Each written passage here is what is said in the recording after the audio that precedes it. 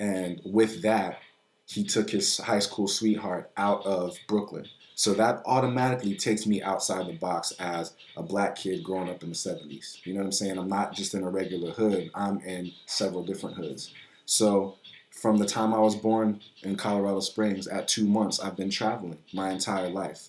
And that puts me in an extremely unique position as an African American because my parents, because of what their issues were, never put any parameters on me. So I was a kid who was kind of like the sage Osho, who didn't have parents who was always in his grill telling him this is what you have to be and this is who you are. So that gave me the freedom to walk the planet the way I wanted to experience God in a very natural way without any hindrances. And that is what allows me to be and to accept every single human being on this planet for exactly who they are, to genuinely and sincerely feel love for humanity and all that is. And I think that had I grown up on the streets in Brooklyn, I would have been Biggie. Mm-hmm. Literally, like a person who's a talented musician, but does something stupid because they can't see the bigger picture and dies at an early age. I would have been a drug dealer and I would have been good at it. I would have been a hustler and good at it. You know what I'm saying? But because my path was different, it just allowed me to, escape the norm and figure out who and how I was to be at a very early age. I think that's the most important thing that it showed me is that I'm not a better human being than anybody else in terms of I know who I am and I'm better. Mm-hmm. But because I had to change society so early, I had to understand the what the equilibrium, what the center of me was. Because, as a kid or, as you're growing up, you have to change based on what's popular, what's new in this city, what works here and what doesn't work there. And at some point, I had to find who I was so that would be solid every place I went in the world. Mm. And so I think that that's most how it affected me, that growing up. I had to learn you are who you are, deal with it, love it, live with it. You know what I'm saying? Yeah. I hope that makes sense. Yeah, no, 1 second. So, since I've known you, I've seen you be a virtual library of, various like source information. Like, can you maybe run down a bibliography of books that have kind of helped shape your personal philosophies? Yeah, I think you mentioned one of them earlier, The Alchemist, for one, for sure. I think one of the most influential books, I call it my purple Bible, no offense to Bible readers, but Cultivating Male Sexual Energy, because it was my introduction to Taoism and sexual kung fu, and that really is a major part of who I am. The Life You Were Born to Live, Celestine Prophecy, Think and Grow Rich, the black one, the black choice. Yeah, that was probably one of the first ones that really, started to set my mind in motion. Shit, man, there's a lot, obviously, just because I do like to keep a book next to me. But yeah, I think, and books from Osho, you know what I'm saying, like his sort of his spiritual take. I really appreciate the type of person he was allowed to be, because he was, quite literally a spiritual leader who never wanted any followers, never went to school, but he was an honorary professor and taught at Oxford.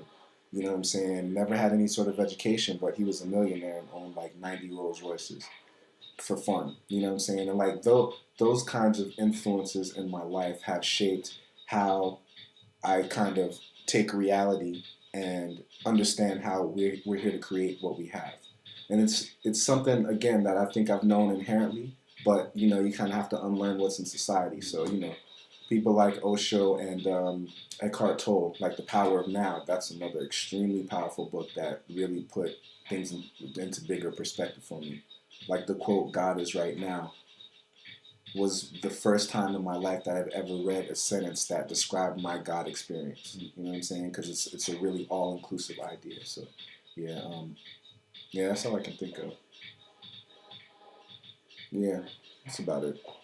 And as a manifester of your own destinies, like where do you want to see destiny take you, or where do you want to take that You know what I mean? Like, what are your ultimate aims?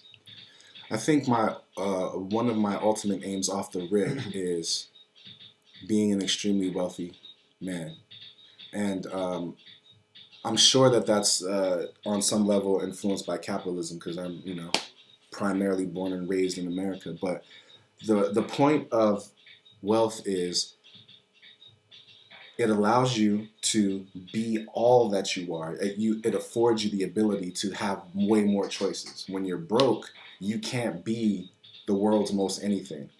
Maybe the world's most broke person, but wealth enables you to manifest more of what you want essentially. So I think that because I feel like I have a grasp on what self-mastery is. Not that I am there, not that I'll ever be there. I think that's a lifelong pursuit. I think that one of my main focuses is to become wealthy so that I can teach other people that wealth is attainable for everyone. Because although I grew up in the military, for the most of my life, I've lived below the poverty line. You know what I'm saying? And it's because I never had any formal education in finance. You know what I'm saying? And so because I have stuff like martial arts and spirituality and understanding self and killing the ego and all that shit on lock as an understanding, I'm now turning my focuses to more practical matters, more worldly matters, which is finance.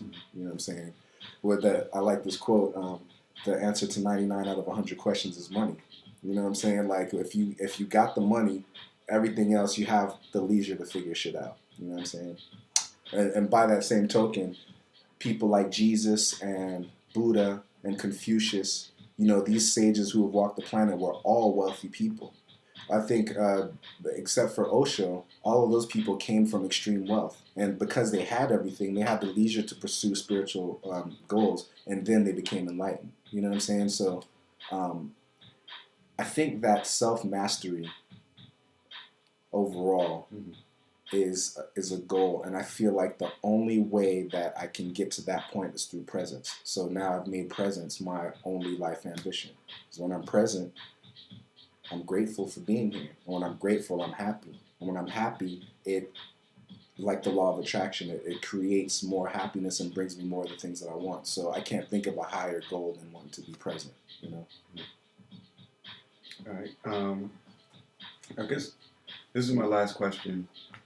So let's send us off with a bang.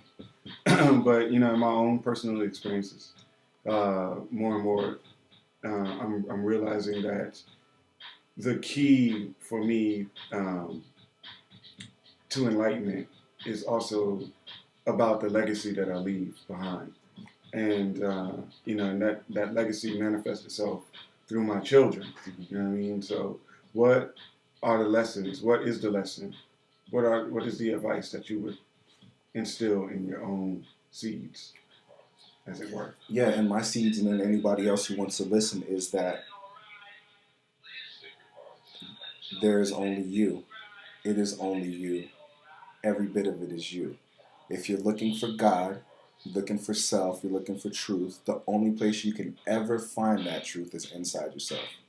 Because we are the universe. The universe is self-aware through us. We are God.